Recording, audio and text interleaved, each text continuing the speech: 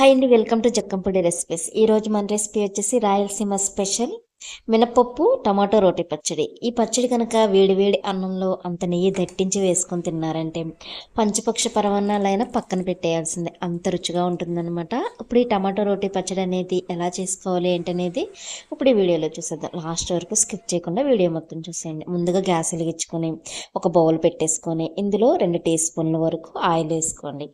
ఈ ఆయిల్ కొంచెం హీట్ అయిన తర్వాత మినపప్పు వచ్చేసి ఒక హాఫ్ కప్ వరకు వేసుకోండి.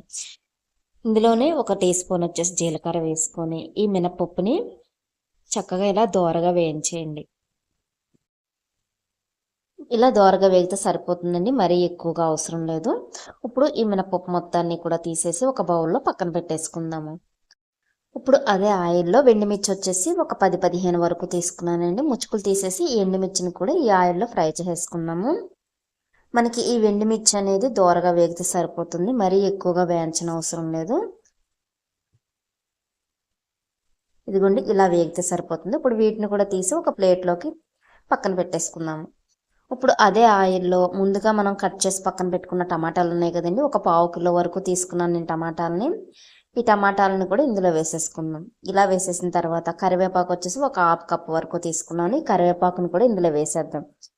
వేసేసి ఒకసారి కలిపేసి మూత పెట్టేసి ఒక 10 నిమిషాల వరకు కుక్ అవనివ్వండి. ఇప్పుడు ఈ టమాటాల్లో ఉన్న వాటర్ మొత్తం కుక్ అయిపోయి మనకి స్కిన్ అనేది పైకి తేలుతుంది అనమాట. ఇవన్నీ చూడండి, మూత తీసి ఒకసారి కలుపుకోవాలన్నమాట. ఇలా కలిపేసుకున్న తర్వాత వాటర్ మొత్తం కుక్ అయిపోయింది కదా మనకి. ఇంకొంచెం లైట్గా ఒక 5 నిమిషాలు ఫ్రై అవనిద్దాము. అప్పుడు మనకి ఆయిల్ అనేది పైకి తేలి చక్కగా టమాటాలో ఉన్న వాటర్ మొత్తం కూడా ఇంకిపోతాయి అన్నమాట.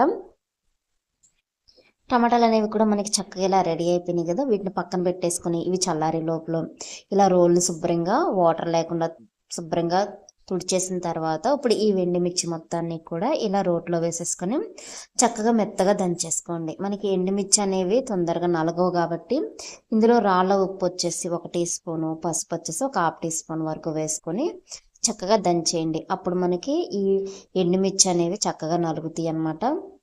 చుండి ఇలా పొడుంలాగా చక్కగా మెత్తగా నలిగిపోయినాయి కదా. ఇప్పుడు ఇందులోనే ముందుగా మనం వేయించి పక్కన పెట్టుకున్న మినపప్పు ఉంది కదండి, ఆ మినపప్పును కూడా ఇందులో వేసేసుకుందాం. ఇలా వేసేసి చక్కగా మెత్తగా వీటిని కూడా దంచేసుకోవాలి. మనకి మినపప్పు అనేది తొందరగా నలగదు కాబట్టి కొంచెం లైట్గా వాటర్ అనేది యాడ్ చేసుకుంటూ మెత్తని పేస్ట్ లాగా చేసుకోవాలి.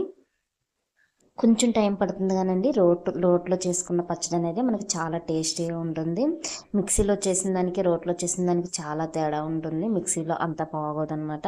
ఇప్పుడు ఇదిగోండి, ఇది కూడా మెత్తగా నలిగిపోయినాయి కదా ఈ మినపప్పు కూడా. ఇప్పుడు ఇందులో మనం చింతపండు వచ్చేసి చిన్న నిమ్మకాయ సైజ్ అంతా చింతపండుని ఇందులో వేసేసుకుందాం. ఇలా వేసేసి చక్కగా ఈ చింతపండు కూడా నలిగేటట్టు ఇలా రుబ్బేయండి.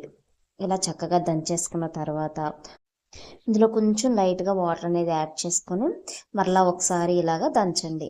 అప్పుడు మనకి ఇది పేస్ట్ లాగా వస్తుంది అనమాట.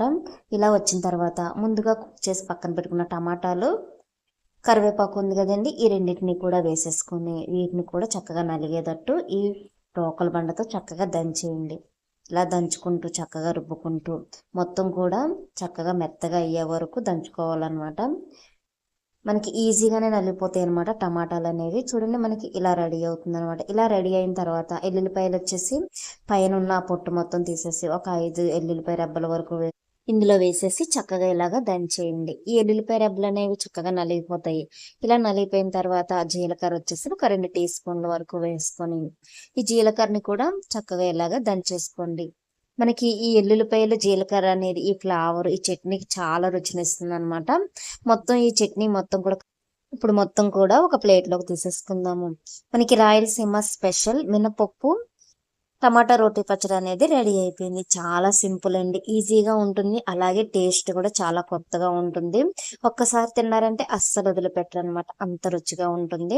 ఈ పచ్చడిని మీరు పోపు పెట్టుకోవచ్చు, లేదా డైరెక్ట్గా అయినా ఇలాగైనా లాగించేయచ్చు అనమాట. మీకు కనుక నా వీడియో నచ్చినట్లయితే లైక్ చేయండి, షేర్ చేయండి, నా ఛానల్ని సబ్స్క్రైబ్ చేయండి. అలాగే కొత్తగా ఎవరైనా చూస్తున్నట్లయితే బెల్ ఐకాన్ ప్రెస్ చేసి అందులో ఆల్ అనే బటన్ ప్రెస్ చేస్తే నా నోటిఫికేషన్స్ అన్ని కూడా మీరు చూడొచ్చు. Thank you for watching.